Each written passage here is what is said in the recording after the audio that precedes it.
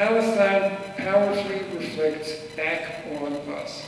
And it is scary to me, as a Jew and as an American, that the weapon wielded by those who want to shut down this consciousness, or in liberation theological terms, this conscientization, this coming of awareness about the racist substructure of our society, that the weapon wielded by those who want to shut down this consciousness is to block out this bright light shining on this deeply disturbing truth. I would translate anti-Semitic as anti-white, white, capital W, in the sense of whiteness now being talked about by black writers like Ta-Nehisi Coates and others, my goodness, James Baldwin. The whole fabric of white supremacy, the preservation of privilege and wealth, the protection of that privilege against the forces of progressivism, social justice, plain and simple, social justice, that is rising up. Ilan Pappé recently made the point in an interview with Chris Hedges. Are people here Chris Hedges fans? Yeah. Yeah. He's a bit Chris Hedges, but you know, I love him. When he speaks, he always looks like he's about to burst into tears, and I believe it. Because what he talks about and what he's seen, I love it. Anyway, he interviewed Ilan Pappé. Look for it. So, Pappé made the point in the interview that this hysteria about the new anti-Semitism is a reaction to the neoliberal establishment as well as to the right, to the awakening of civil society in America. Pappé is kind of hopeful about it. Particularly among the young, to the true nature of the problem of what Israel is and what it really represents, not only to the Palestinians, but to the world at large. And it brings us face to face with what we are still struggling with in our society. Rashid Khalidi, interviewed by Peter Binder. I'm not a Binder fan, but he's come a long way. And his interview with Khalidi, look for it, is really worth watching as well.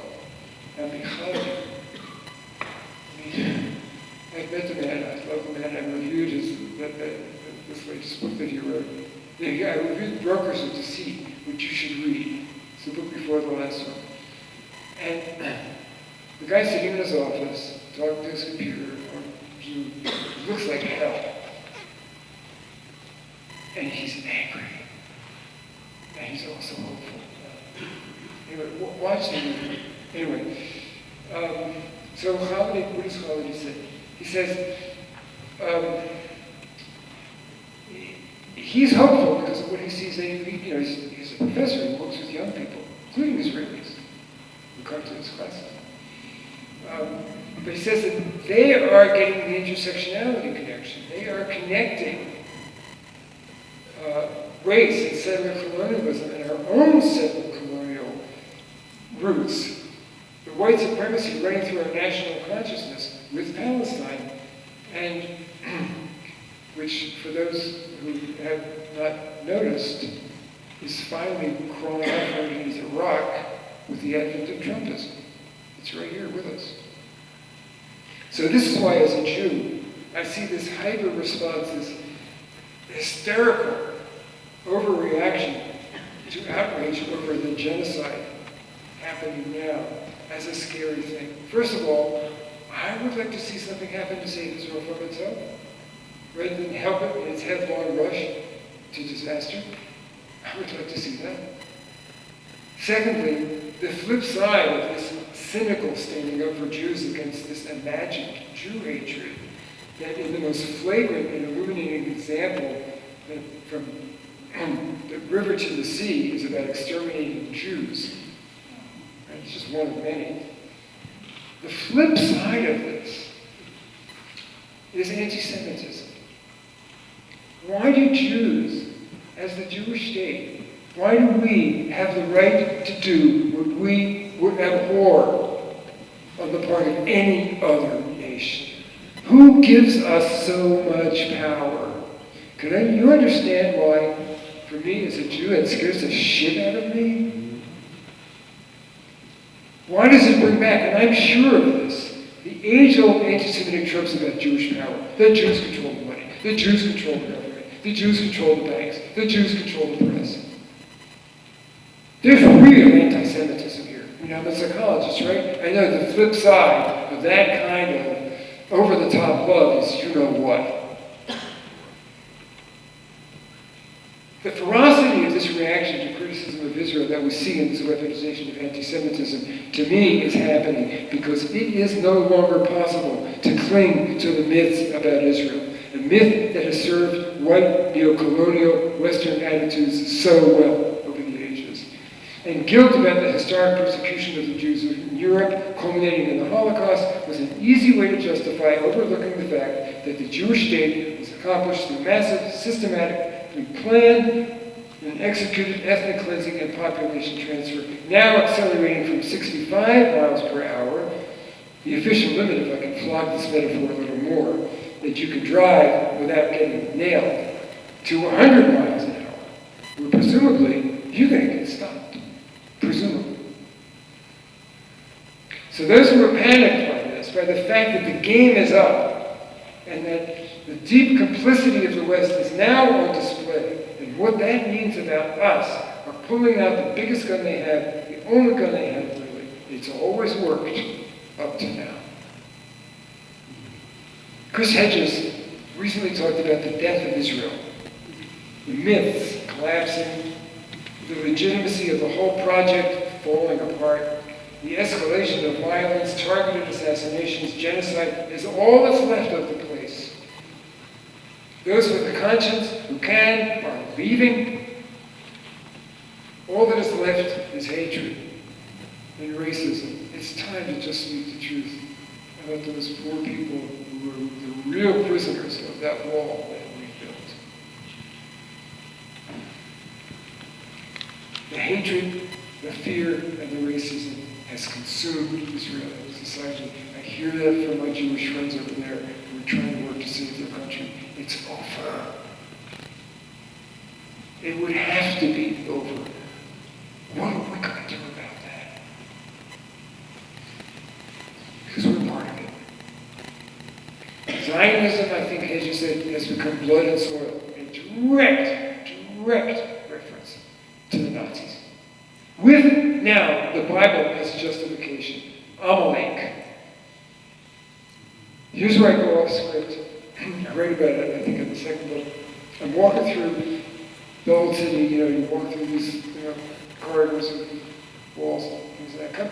I stop dead in my tracks. I'm looking at a plaque on the wall, very crudely done plaque, attached to a wall in the Jewish quarter. There's a very crude Star of David, and underneath, inscribed in Hebrew, it is, "Here was murdered," and then the name of this yeshiva student, I think he was from Brooklyn, and the date of his murder, "Murdered by the sons of evil." They never found the perpetrators, but everybody assumed that he was, or some Arab kids killed him. Nobody knows. That's all learned. And then it says, "By his blood we will live, and Jerusalem we will rebuild." And then there's the quote from, I think it's from the book of Numbers. "Remember what Amalek did to you on the road out of Egypt. Never forget." So Amalek is the symbol of this enemy that destroys, that seeks to destroy us, and that we are commanded by God in the Bible to exterminate. That's the first, Joshua's first job. He crosses over the Jordan, find Amalek in its various forms, kill them all, and the cattle, everybody. Apparently Amalek is still with us. That's our disease. Now again, I'm a psychologist by training. My specialty was PTSD. And what we learned with PTSD and the treatment of it was that what is destroyed is the ability to trust. It becomes a disorder of attachment, disorder of relationship. And the cure is to get together with people who maybe have shared the same experience that somehow metabolize it and find a way back into the world and back to life and back to love. Okay? The treatment of choice is not to take all those people who have suffered trauma, whether it's cumulative or not, build a wall around them, station soldiers around the wall, say, it's not safe out there, trust us, we will protect you. Never trust again. That's Isreal. And Papay, in one of the last chapters of his book on the ethnic cleansing of Palestine, writes a chapter called Fortress Isreal. That's what he talks about. So my people are in deep trouble, politically, psychologically, spiritually. And we've got to dig ourselves out of this deep hole, and one of the most hopeful things is the activism of young Jews. Jewish Force for Peace finally embraced BDS. Probably the majority of JVP now is anti-Zionist, because this is the only way, which is to reject Zionism, to see it, as I said, as an understandable, catastrophically wrong turn. Here I have a little thing where I go to Peter Byner. It's not important. I just want to say that he has come a long way from when he wrote this book on the crisis of Zionism in 2010, where he talked about the good Israel and the bad Israel. If we get rid of the occupation, we can go back and build the good Israel again. Right? He's not really saying that anymore, but I still need to believe, and I don't yet. And deep, deep down, he still wants to try to save it. And you can't, and you shouldn't. So there's hope in the Jewish community in that internal struggle. To some extent it's generational, it's also institutional. The World Zionist Organization, the IDEO, the Jewish federations, which used to be the good guys. But what I would say to you is, pray for us, wish us well, but do not wait for the organized Jewish community to come around, because you're way too long. I'm speaking to the churches now, and to their allies in the human rights community. Look to your own house. I want to talk more about the churches. Well, back to Amalek. Back to the Old Testament as an ethnocentric epic, historical epic of conquest, divine right, us and them. So now the Bible is involved. You know, Ben Gurion famously said, who was an atheist, right? He's a socialist. He said, I don't believe in God, but he promised us the land. I don't believe in God, but he promised us the land. And so he holds up the Bible as a deed to the property. Which brings us to the church, because the church has stepped onto a theological battleground here, a hermeneutical battleground. How do we understand the Bible? Dietrich Bonhoeffer, and you know what his struggle was. It was with his own church. Right? He said, the church has to struggle. What is the true church? It's not the Deutsche Christen. It's not the Lutheran Church of Germany that threw in with the Nazis, willingly into their arms. The true church is the struggling church that struggles to find itself in every historical moment. What is its Kairos moment? Look at the South African church struggle. My teacher, John DeGrucci, writes about the South. The church struggle in South Africa, a wonderful book. He's a great theologian. He says it was a struggle within the churches, among the churches. You know what I'm talking about. And now Palestine. So both the churches and the United States are institutions with deep roots in colonialism. And the history of the church is a history of complicity with colonialism. You start off with Constantine's so-called conversion to conquer by this, in a vision where the cross appears as a sword. I think Constantine, well, I don't think he was confused. I think he thought, great, this is a really good sword. I can use this. And I do believe that he felt it was a spiritual experience, but, you know, what happened to the church? It turned its back on the gospel, which was a narrative of resistance to empire and tyranny, of a radical opposition to the Jewish theocracy that was in league with empire. What happens on Palm Sunday coming up, right? Jesus marches into Jerusalem for the final act, doesn't go to the Roman fortress or to the seat of the imperial government. He goes to the temple, to the Jewish temple, and he says to his apostles, destroy this temple. After he does his act with the money changers and everything. Destroy this temple, and I will build it up in 3 days. And the narrator of the Gospel of John said, make sure we get the theologies, because his apostles didn't understand what he was talking about. He said he was speaking of the temple of his body, right? Body of Christ, one humanity united in love and compassion. No more temple. No more us and them. No more rulers and rules. No more poor and rich. Body of Christ. That's what the whole thing is about. That's the Gospels. It's not what the Catholic Church became. And the rest of history. The rest is history. 1493, interesting date. The doctrine of discovery. The Pope writes a bull that blesses. How do you do that? Blesses the conquest of all of these lands that had to be brought to Christ. Well, it has to be brought to the king and the queen with Columbus. 1492, Columbus sailed the ocean blue. 1493, the Pope blesses it. And in the next century, when the first slave ships arrive at the docks in Lisbon, because the Portuguese started the slave trade before it was even transatlantic, they come with the first boat, the first slave ship, loaded with their human cargo. And who is on the docks blessing those ships? It's the priests. What a scene.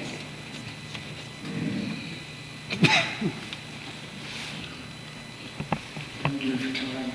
I'm not going to look. So then a radical shift happened to mainstream Christianity after World War II. In shame and horror, and by the way, in an attempt to continue to fashion the non-Western world on the theological/colonial model of the West, and embedded by the Christian Zionism, deeply rooted, especially in England, but in the United States as well, in our own kind of Puritan form of it, underwent an about-face in its doctrine, in its view of the Jews and Judaism. No longer demonized as the rejectors and indeed the killers of Christ, doomed to wander into suffering and punishment, Jews were restored as God's favored people, the original covenant restored, and with it, a realistic clause. Full-throated embrace of Zionist strivings. The language of Zionism, part and parcel of empire theology versus prophetic theology. Read the Kairos South Africa document of 1985, Challenge to the Church. Look it up. It's, along with the letter from Birmingham jail, it is the towering, and the work of, Gutierrez and those folks in liberation theology, it is the towering work of contextual theology of the 20th century. And they talked about church theology, how the church had betrayed Christ in officially endorsing the separation of the races in South Africa. So it's a major challenge to the church today. You also might want to Google the paper that I wrote on Bonhoeffer and the Jews. It's called Theology in the Shadow of the Holocaust. It was published in Theology Today. Wonder of wonders. I'm still waiting for the boom to come down on my head about that. I'm disappointed that nobody's responded and called me a heretic. But I spin that out. The whole story of what happened to mainline Christianity after World War II in trying to atone for church persecution of the Jews, basically offering a guilt offering, and its language was Zionism. Terrible solution. Christian Zionism is a big problem, and thank God we have the Palestinian Christians to help us with that. So in 2009, they wrote the Kairos Palestine document. On the table where the books and sign-up sheets are, you'll also find copies of the U.S. Response to Kairos Palestine, written 2 years later, which gives a summary of the Palestinian theology. And basically, it's an alternative to Western theology, which is Zionist and colonialist, with many exceptions, but mostly that's what people were schooled in. So the Palestinians did two things. One, they articulated Kairos theology, calling Christians and the world, and their denominational and global ecumenical bodies back to faithfulness to the Gospels, to the Church's mission to make disciples of all nations, to make this the world Jesus talked about. Remember when Jesus says, "This world is not my world," what he said was, this, in the Greek it's cosmos, this system is not the system that God wants. It's something very different. He spells that there. It's laid out in the parable of the Good Samaritan, asking and answering the question, who is my neighbor? It's laid out in the story of the lessons of Matthew 25, where you care for the oppressed and those imprisoned by poverty and tyranny. You are with me. You do this for me, for the Father. It's laid out. It's the theology we need to follow. And the Palestinians have given this to us, just like the Latin Americans gave it to us, 50 years ago. Just like Bonhoeffer tried to provide 70, 80 years ago. Second, the Kairos movement is bringing together a deep and expanded network of local, regional, national, and denominational organizations. So 2 years after the 2009 Kairos Palestine document, Kairos USA was established on the model of Kairos South Africa to be part of that network, that global community, followed by Kairos Netherlands, Sweden, Germany, Philippines, Brazil, South Korea, Australia, Canada, all drinking from the same well of Kairos theology put out by the Palestinians. So the dual mission of Kairos USA, here's my pitch, is to gather and link those organizations from the congregational to the local and regional to the denominational groups in the U.S., and to serve with the leadership of Global Kairos for Justice Coalition, which is the official coalition of all of those groups under Kairos Palestine. And to complete the mapping of this growing movement on every continent, there's lots to do, and this is the time, I think, that we need the churches to do this. What are the models from that? The Civil Rights Movement, which was born in the basement of a church in Montgomery, Alabama. And the organizing strategy was the Gospels. Right? The World Alliance of Reformed Churches in 1982 came out officially declaring apartheid a heresy. The churches of the world followed, and it was one of the last nails in the coffin of apartheid South Africa. The Thatcher and Reagan governments finally caved in, gave in to the sanctions. There are other examples as well. Those are the two main ones. Palestine will survive. And this church network, this beloved community, to use the words of Martin Luther King, has played, and more than ever will continue to play a role in calling the powers of the world to account. This is a grassroots movement, which brings to my mind the grassroots movement, which was the early church, hunkered down in the midst of the Roman Empire, pursuing in its way a highly seditious movement to replace the evil and greed and conquering power of empire with a radically alternative form of conquest. This was the birth of the church. This was the whole idea of the church.